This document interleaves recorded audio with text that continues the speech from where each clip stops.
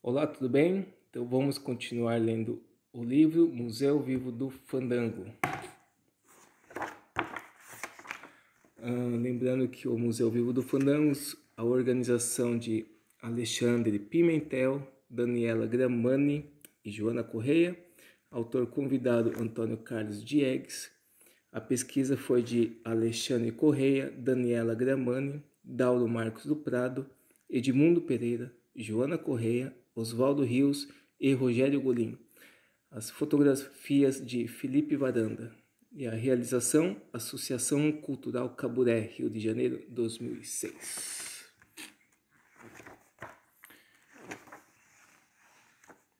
Então, dando continuidade, Os Caiçaras. Williams, 1952. Como outros autores, considera a cultura caiçara como parte da cultura crioula ou cabocla, fruto do aporte cultural dos europeus, negros e índios. Para esse autor, a associação entre pesca e agricultura, a importância do complexo farinha de mandioca, as relações sociais individualizadas em um grupo maior e na família nuclear, através de multidões, a reciprocidade da vida cotidiana, a falta de uma noção de autoridade formal, a pouca importância dada à religião oficial, estão entre as principais características da cultura caiçara. Ainda que tenham uma base comum, a cultura caiçara e a cultura caipira se distinguem por ter a primeira desenvolvido um conjunto de práticas materiais e imateriais ligadas ao mesmo tempo ao mar e à terra, ao passo que a última é, essencialmente, baseada na agricultura e em atividades ligadas à mata, sem ter contato com o ambiente marinho. Em Usos e Costumes Praianos, 1945, Paulino de Almeida descreve o modo de vida caiçara nas primeiras décadas do século XX, definindo o caiçara como aquele que vive entre as atividades agrícolas e pesqueira. Nessa luta terrível, ora para a terra, ora para o mar, consomem toda a energia, julgando-se felizes quando conseguem alguma roça de mandioca e os apetrechos principais para a pesca. Página 70.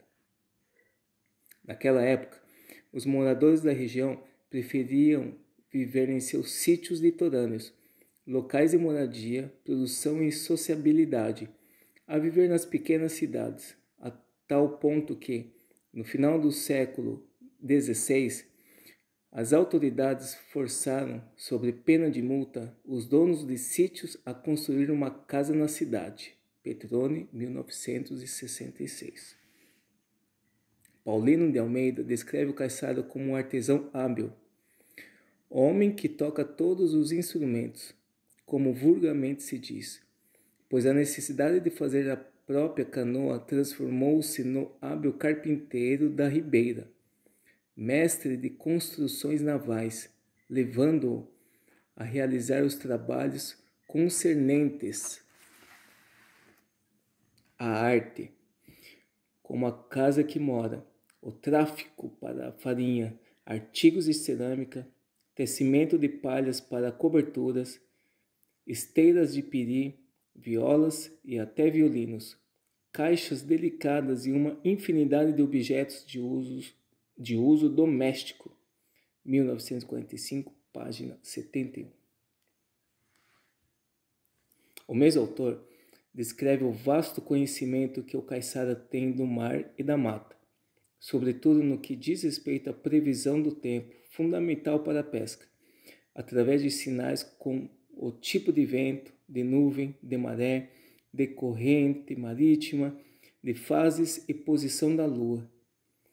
Ele também assinala a variedade de embarcações existentes entre o caiçara ao longo do litoral, como as canoas de voga de grandes dimensões, com cobertura, remo e vela, empregadas em transportes entre Paraty, Ilhabela e Santos. Os batelões, canoas menores também usadas para transporte, as canoas de patilha usadas no mar e as ribeiranas usadas nos rios. Paulino de Almeida também defende a especificidade da cultura caiçara ao afirmar: tendo o mar diante de si e para trás, o paredão da cordilheira marítima com que a interceptá-la do Planalto, inteiramente isolada da civilização e do progresso, passou a população da marinha como que a viver uma vida inteiramente à parte, conservando suas lendas e tradições, usos e costumes. 1945, página 80. Loureiro Fernandes, 1947, descreve o modo de vida do morador do litoral paranaense nas primeiras décadas do século XX, que combinava atividades agrícolas, pesqueiras e de extrativismo vegetal.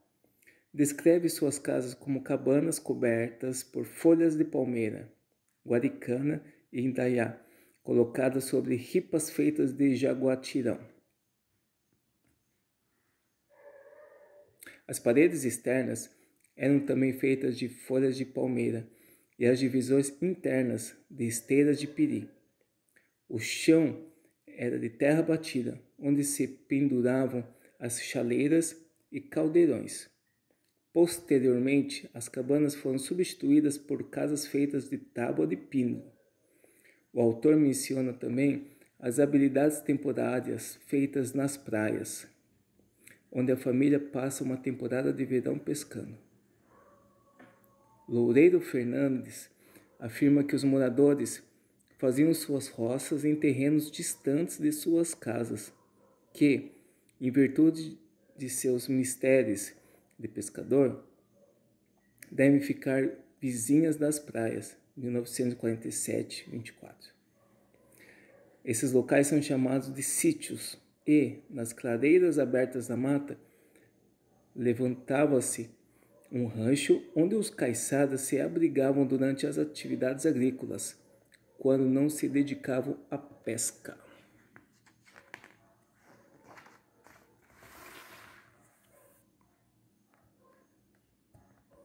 O litoral paranaense sempre teve e continua tendo estreito contato com o litoral sul paulista. Sua população e seus costumes, mesmo antes da abertura do Canal do Varadouro, inaugurado em 1945, ligando o sul do estuário de Cananéia à Baía de Paranaguá. As comunidades litorâneas da região tinham contato permanente, seja econômico ou religioso. Deve-se ressaltar a importância da romaria anual que os pescadores do litoral Paraná faziam a Iguape, durante a festa do Bom Jesus, no início de agosto. Cooperação, solidariedade, festas agrárias. A unidade social de produção na roça era a família, onde havia uma divisão de trabalho entre homens e mulheres e crianças. Por ocasião de trabalhos mais pesados, como a preparação de terreno para o plantio de uma roça grande ou a colheita de arroz, usava-se o mutirão, putirão ou troca-troca, forma de ajuda mútua pela qual o anfitrião se comprometia a ajudar os outros sitiantes quando solicitado. O mutirão ocorria, em geral, nos finais de semana, quando os vizinhos atendiam o chamado para cooperar com o sitiante necessitado. Essa forma de solidariedade não tinha somente uma função produtiva, mas facilitava o contato entre os vizinhos, estreitava os laços sociais, permitia a troca de informações e mesmo, às vezes, namoros e casamentos. Fortes Filho, 2005. Além dessas formas de cooperação, existiam as relações de compadrio, pelas quais as crianças, durante a cerimônia do batismo, ganhavam um padrinho ou madrinha, seja do sítio ou da cidade de que eram, de alguma forma, responsáveis pela vida dos seus afilhados. Os afilhados pediam a bênção aos padrinhos e madrinhas, que em ocasiões especiais lhe davam presentes. Os compadres e comadres também tinham a obrigação de se apoiar e ajudar nos momentos difíceis. As festas e os rituais caiçaras mais importantes são, em geral, associados às práticas de sociabilidade existentes nas atividades agrícolas, até recentemente em todo o território caiçara. A dança de São Gonçalo é uma festa associada aos ritos agrários. Em lugares como São Paulo, Bagre, Cananéia, é realizada no final do mutirão. Muitas vezes o dono da casa realiza a festa em agradecimento ao santo por não ter chovido durante os trabalhos. A dança de São Gonçalo, o santo violeiro e também casamenteiro, é realizada diante de uma mesa onde está sua imagem ou um buquê de flores.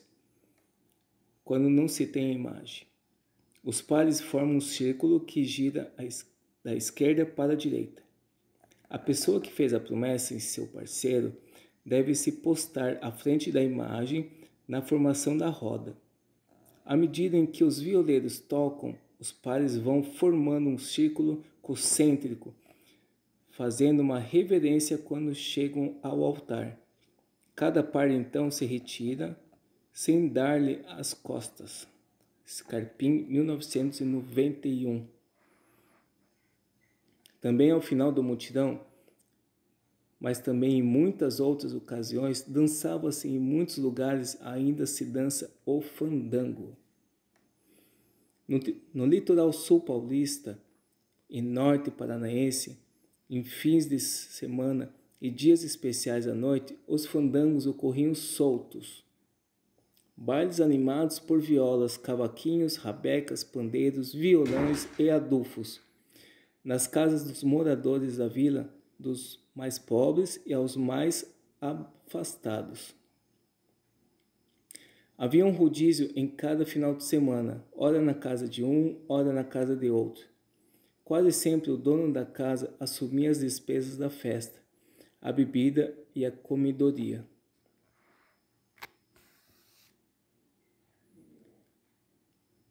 Como a alimentação diária é o peixe, nas festas a mistura mais apreciada era, sem dúvida, a carne. Entre as iguarias servidas, a carne seca, a paçoca de carne seca, o biju dos variados tipos, a coruja, o cuscuz e outras comidas. Para as poucas pessoas que não apreciavam as bebidas alcoólicas, chaleiras e mais chaleiras de café. Fortes Filho, 2005. Algumas festas eram realizadas tanto nas praias quanto nas vilas e cidades litorâneas, contribuindo para reforçar as relações de parentesco e compadrio existente entre as áreas urbanas e as rurais. A Folia do Divino Espírito Santo, manifestação cultural de origem portuguesa, é uma tradição que se repete todos os anos, iniciando-se na última semana do mês de abril e terminando no final do mês de junho, através das festividades na sede do município, do primeiro domingo do mês de julho. As atividades da festa têm início com a saída das bandeiras da igreja na cidade para todos os bairros, com a finalidade de avivar a fé e também angariar prendas para custear o evento. As andanças das bandeiras começaram na zona urbana, com rezas programadas nas casas dos fiéis, com cantos, ladainhas e jaculatórias, e o recolhimento de dinheiro e prendas para dar sustentação às bandeiras que vão percorrer o município, bem como cobrir outras despesas sobre responsabilidade da igreja e do festeiro. Algumas culturas, como a do arroz e da mandioca, já haviam sido colhidas por volta de maio e julho Silva, 1993. E, assim, os caiçaras tendiam a agradecer pela tainha capturada na pesca coletiva e pelos produtos de algumas de suas roças. Não era o caráter propiciatório, mas de agradecimento, como sugere Araújo, 1967, que então prevalecia. A folia, desse modo, seguia de praia em praia, como notou Carvalho, 1944. Na década de 1940, e depois ele se embrenhava pelos sítios, com seus músicos, sua bandeira. Ao mesmo tempo, se a festa do Divino era fundamental para os caiçaras paulistas, ela não se constituía no único momento de festejar e agradecer. Scarpim, 1991. As folias de reis, ou reiadas, realizadas ainda hoje, têm início na noite de Natal, no dia 24 de dezembro, e se prolongam até o dia de Reis, 6 de janeiro do outro ano. É a encenação da adoração dos Reis Magos ao Menino Jesus em Belém, que no litoral paulista tem um sentido meramente local e é realizada pelos próprios moradores, sem a supervisão de nenhuma entidade religiosa. A reada é formada por um grupo de pessoas com vestimentas especiais, acompanhadas de um conjunto musical com violas, cavaquinhos, rabecas, adufos e caixas, obedecendo a um ritual de cantoria já consolidado. 3 são os cantos que acontecem invariavelmente nas andanças da reada: o canto de chegada no terreiro da moradia, o canto da apresentação e da alegria, que antecede o recebimento das oferendas, e o canto da despedida, antes do oferecimento da comida, dos doces e das bebidas, pelo dono da casa. Fortes Filho, 2005.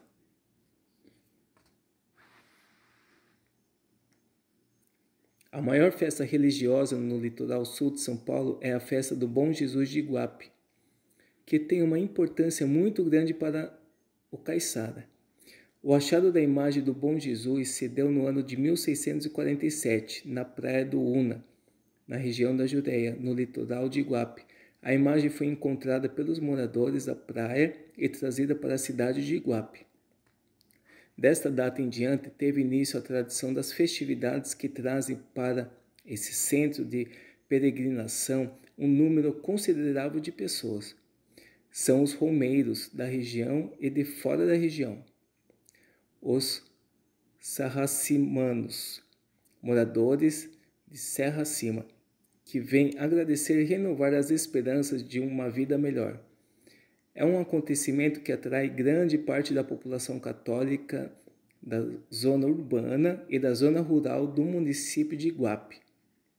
A atração da festa extrapola os limites geográficos e ganha também a adesão de moradores da região sul e centro-oeste do estado de São Paulo, bem como dos estados de Paraná e Santa Catarina. Finalmente, os caiçaras não cantavam propriamente canções marítimas, mas modas de sítio, tendo como temas o cotidiano do mundo rural. Claro que havia exceções. Mourão, 1971, sugere que a festa procissão marítima da Nossa Senhora dos Navegantes, introduzida em Cananéia já em início do século XX por um vigário Betrão, era uma das poucas festas religiosas no litoral paulista onde se entrevia um certo sabor de maritimidade. De um modo geral, porém, segundo ele, a grande maioria das festas e cerimônias do litoral paulista tem mais natureza agrária e urbana que marítima. Então, mais um trecho do livro Museu Vivo do Fandango.